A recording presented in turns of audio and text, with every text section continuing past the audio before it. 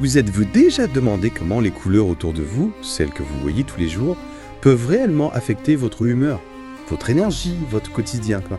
On n'y pense pas forcément, mais ces nuances, elles ont vraiment un impact profond sur nous. Et la science commence à le comprendre de mieux en mieux. Ah oui, c'est fascinant. Comment les couleurs, les pigments peuvent agir directement sur notre cerveau et influencer nos émotions, notre humeur, même nos comportements. Exactement. Et aujourd'hui, on plonge ensemble dans ce langage secret des couleurs. Un langage qui, une fois décrypté, peut vraiment devenir un outil puissant pour améliorer notre bien-être.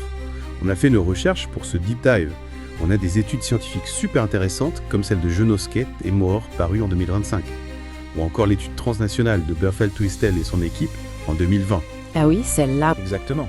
On a aussi exploré le côté psychologie, avec des travaux comme ceux de Psychomédia en 2012, et puis on a des conseils pratiques de pros du design et du bien-être, tirés de sites comme radiance.fr, voricol.com, waymerchant.com.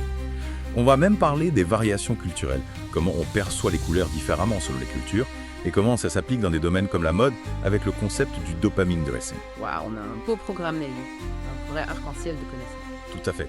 Et le but, c'est que vous, en nous écoutant, vous puissiez comprendre clairement comment utiliser les couleurs de manière intentionnelle pour créer un intérieur plus harmonieux chez vous, un espace de travail plus stimulant, ou même choisir les vêtements qui vous mettent de bonne humeur. C'est ça, se sentir bien grâce aux couleurs. On veut vous donner l'essentiel sur la psychologie des couleurs, les infos clés, les faits surprenants, les conseils concrets. Pour que vous puissiez utiliser le pouvoir des couleurs sans vous noyer dans des tonnes d'infos. Un peu comme un guide pratique, quoi. Exactement.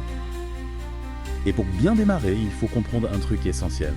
Les couleurs, c'est un langage universel, elles interagissent directement avec notre cerveau. C'est dingue, hein? Carrément. Elles influencent nos émotions, notre humeur, nos actions. Pensez au bleu. On l'associe souvent au calme, à la tranquillité. Le rouge, lui, évoque l'énergie, la passion.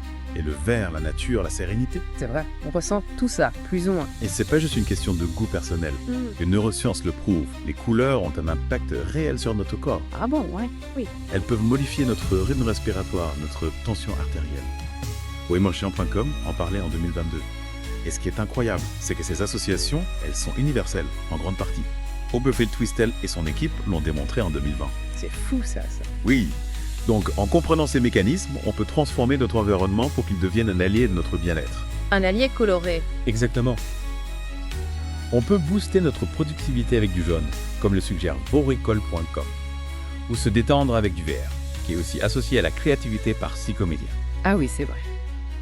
Chaque couleur a son rôle à jouer. Donc si je comprends bien, les couleurs nous influencent à deux niveaux. Un impact émotionnel direct et des associations qui dépendent de notre culture, de notre vécu. C'est ça, on réagit instinctivement aux couleurs et en même temps on leur associe des significations. C'est pour ça qu'il est intéressant de s'y pencher. On peut vraiment utiliser les couleurs pour créer un environnement positif, réduire notre stress, stimuler notre créativité. On reprend le contrôle, quoi. Exactement. Et ce qui est marrant, c'est qu'on a des associations universelles, mais aussi des variations culturelles. Burfeld-Twistel a montré que le vert est souvent associé à la créativité, le bleu au calme, le jaune à l'esprit d'équipe. Ça se voit dans le monde du travail aussi. Oui, voricol.com dit que les couleurs chaudes boostent la productivité. Et radiance.fr recommande le vert forêt ou le bleu pastel pour une ambiance relaxante à la maison.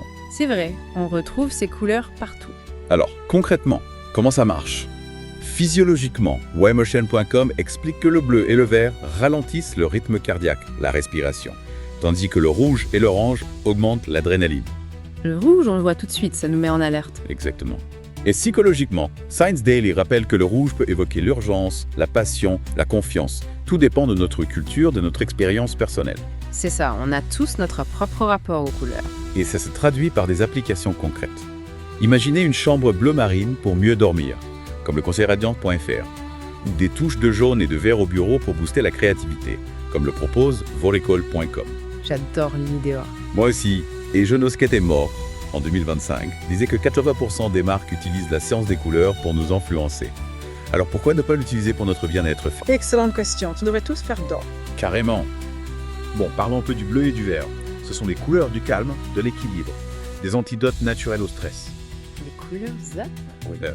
Le bleu, surtout le bleu ciel ou le bleu marine, ralentit le rythme cardiaque, diminue la tension. Waymerchant.com disait même qu'il pouvait réduire la fréquence respiratoire. Waouh. C'est idéal pour la chambre, pour mieux dormir, ou pour le bureau, pour se concentrer. Et puis, le bleu est associé à la confiance, la sérénité, d'après Science Day. c'est la couleur du ciel de la mer. On se sent libre, apaisé. Exactement. Et le vert, la couleur de la nature, est un super régulateur émotionnel. Psychomédia dit qu'il favorise la créativité en stimulant la pensée divergente. C'est la capacité à trouver plein de solutions à un problème. Ah oui, on sort des sentiers battus. Exactement. Et Oberfeld Twistel confirme que le vert est associé à la paix intérieure. Voricol.com le recommande pour le brainstorming. Et Radiance.fr pour la détente, la relaxation. Le vert, c'est la couleur de l'espoir, du renouveau. Tout à fait. Au niveau physiologique, le bleu et le vert activent le système nerveux parasympathique, celui qui gère la relaxation. Le mode repos, quoi. Exactement. Et psychologiquement, le bleu nous rappelle le ciel, la mer. Immensité, tranquillité. Le vert évoque la nature, l'harmonie, la fraîcheur. C'est beau tout ça. Oui. Alors on applique ça comment? Radiance.fr suggère le bleu nuit pour bien dormir. Super idée. Voricol.com dit qu'on peut mettre du vert au bureau pour être plus créatif. J'aime beaucoup. Et pour un espace de méditation, le bleu pastel ou le vert d'eau, c'est top. On s'imagine bien là, au calme. Carrément, hein? Le bleu et le vert, c'est bien plus que de la déco. C'est la science au service du bien-être. Et maintenant, on passe aux couleurs chaudes. Le rouge et le jaune or. Oui, plein d'énergie, de joie. Ils changent l'ambiance instantanément. Mais attention, on les utilise avec modération. D'accord. Le rouge, c'est un stimulant puissant. Immersion.com explique qu'il active le système nerveux sympathique, celui qui gère l'action, l'énergie.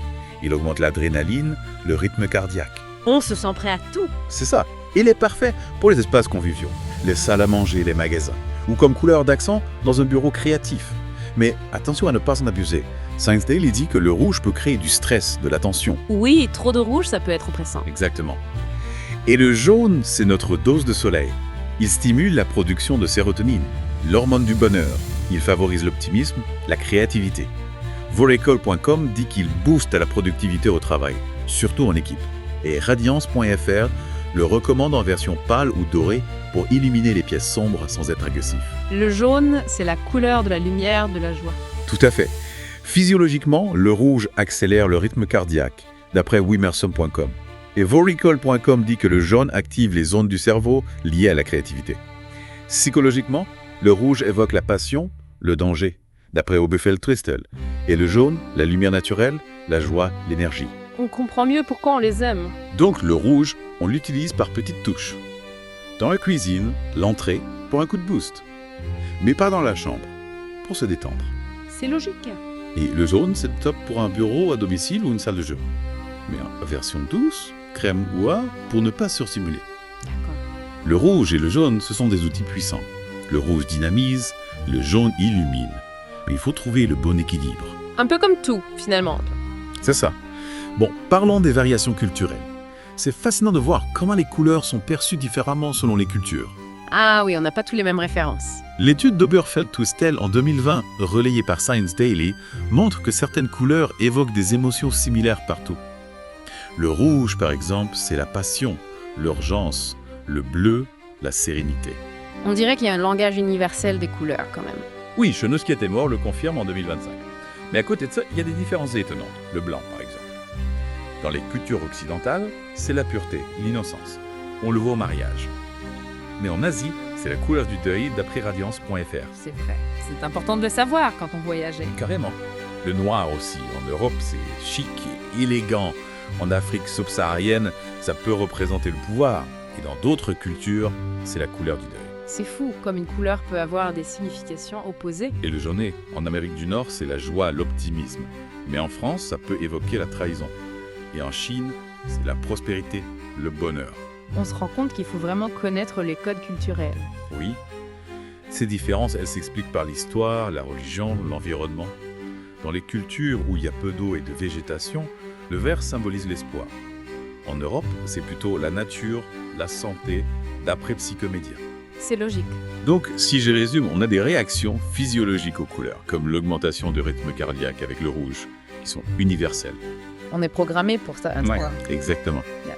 Et on a des associations symboliques, comme le blanc pour le mariage ou le deuil, qui dépendent de notre culture. On apprend ça en grandissant. C'est ça. Quand on voyage, quand on s'installe dans un nouveau pays, il faut s'adapter aux codes locaux pour éviter les faux pas. C'est une question de respect aussi. Oui. Les couleurs, c'est un langage universel, mais avec des accents différents. On apprend tous les jours. C'est ça. Bon, on passe à la pratique. Comment on utilise la psychologie des couleurs chez soi? Allez, on y va. Commençons par la chambre. La pièce du repos, du sommeil, Radiance.fr et Wemerson.com disent que les bleus profonds, comme le bleu marine ou le bleu nuit, sont parfaits pour la détente.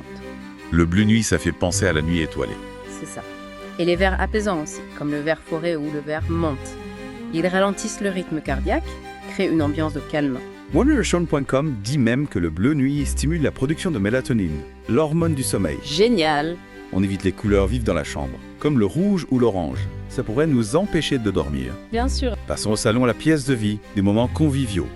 Voricol.com recommande des couleurs chaudes et accueillantes comme le jaune doré ou l'orange terre cuite.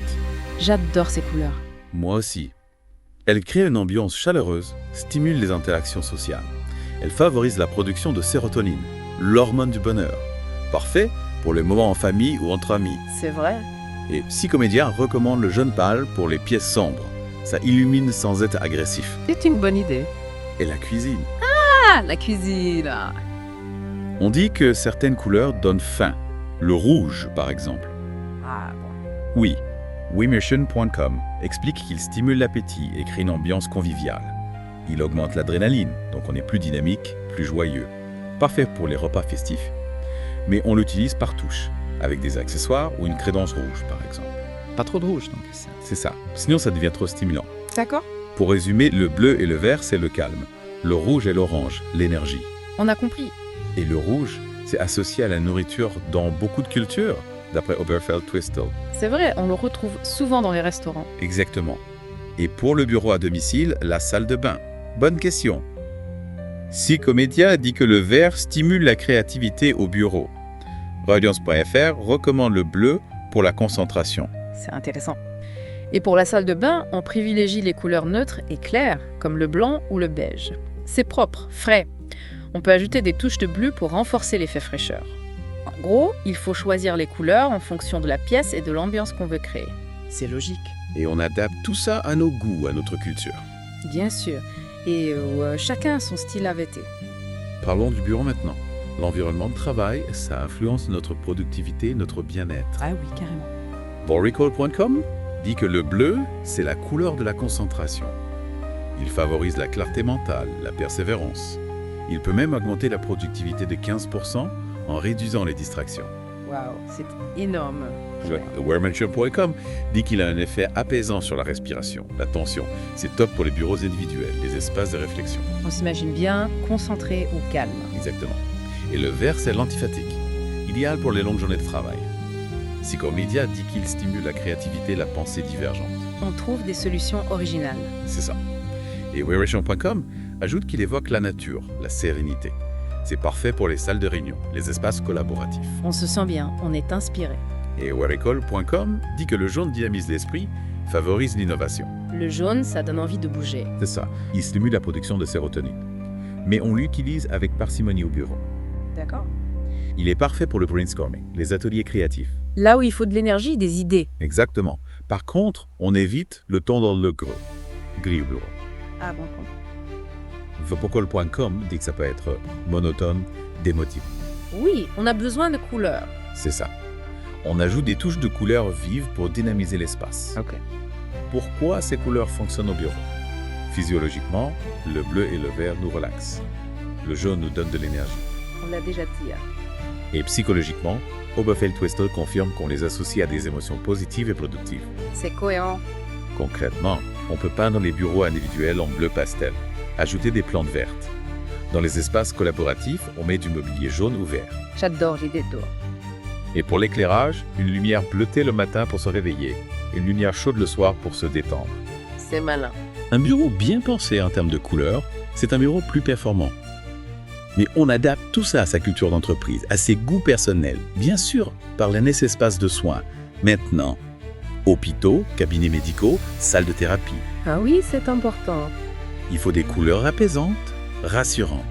Le vert pâle et le bleu ciel sont parfaits. C'est vrai, on les voit souvent dans ces lieux. Psychomédia dit que le vert pâle réduit le stress, favorise la sécurité. On se sent en confiance. C'est idéal pour les salles de consultation.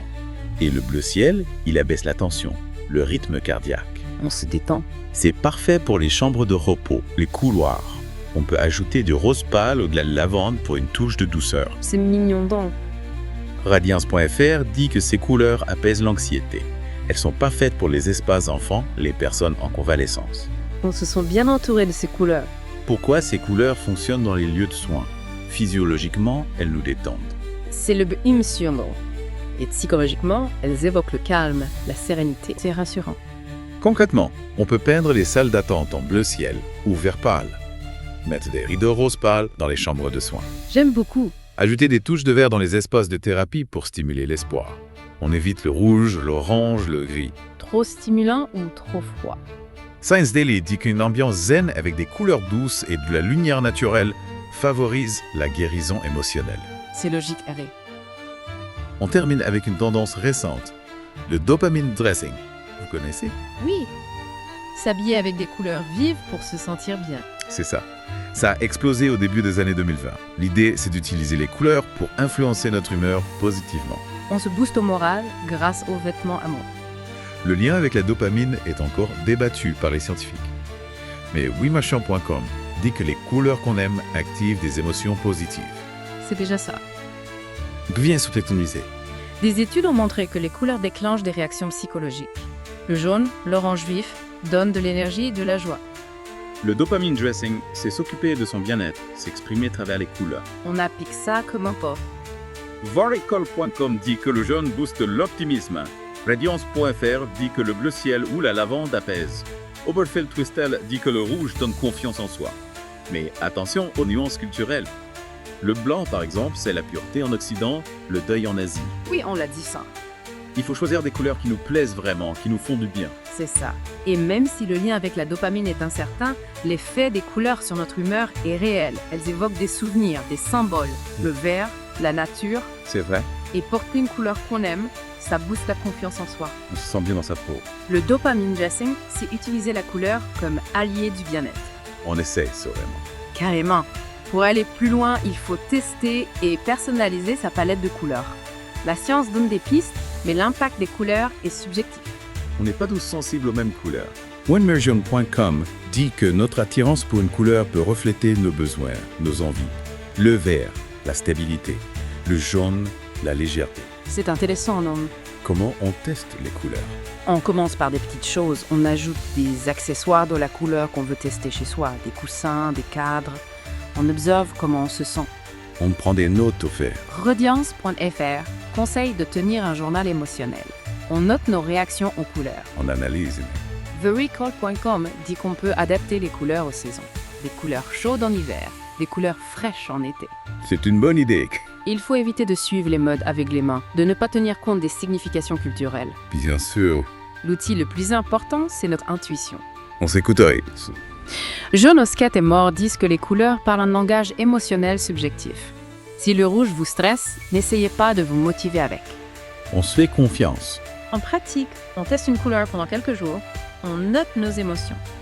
On combine les couleurs en fonction de nos activités. Du bleu pour méditer, du jaune pour faire du sport. C'est clair, ouais. Les couleurs, c'est bien plus que de la déco. C'est un outil pour améliorer notre environnement, réduire le stress, être plus heureux. C'est ça. On a vu qu'il y a des associations universelles comme le bleu qui apaise, le vert qui inspire, le jaune qui illumine. Mais notre expérience personnelle, notre culture, influence aussi notre perception des couleurs. On a tous notre propre rapport aux couleurs. Alors pour commencer dès aujourd'hui, vous pouvez mettre un mur vert dans votre bureau pour booster votre créativité. Bonne idée. Des rideaux bleus dans la chambre pour mieux dormir. J'adore. Des touches de jaune au bureau pour avoir plus d'énergie. Génial. Et osez le dopamine dressing, porter du rouge pour la confiance en soi, de l'orange pour la bonne humeur. On se lâche. WeMario.com rappelle que les couleurs ont un impact physiologique direct. Le bleu relaxe, le rouge dynamise. C'est incroyable. En choisissant les couleurs autour de nous, on influence notre bien-être. On reprend le contrôle. Alors, quelle couleur vous tente aujourd'hui? Un coussin jaune pour égayer votre canapé. Des murs bleus dans l'entrée. Moi, je vote dans le jaune. Même une petite touche de couleur peut changer votre humeur et votre vie. C'est vrai. Ce qui est encourageant, c'est qu'on n'a pas besoin de tout changer pour voir des résultats. On fait des petits pas. On peut commencer par peindre un coin des murs en bleu, ajouter un coussin jaune ou vert dans le salon, Facile là-bas. Porter un foulard rouge ou une chemise lavande. J'adorerais. Partagez vos expériences avec nous. Dites-nous, quelle couleur vous aide à déstresser, à être créatif, à être heureux. On est curieux, Abonnez-vous pour ne rien manquer de nos prochains conseils bien-être sur les couleurs. on vous attend. Jonas Ketnemore dit que les couleurs influencent nos émotions instantanément. C'est prouvé quoi. Alors, agissez dès aujourd'hui pour créer un environnement qui vous fait du bien. C'est parti. Un petit changement peut avoir un impact énorme. À vous de jouer, Tra.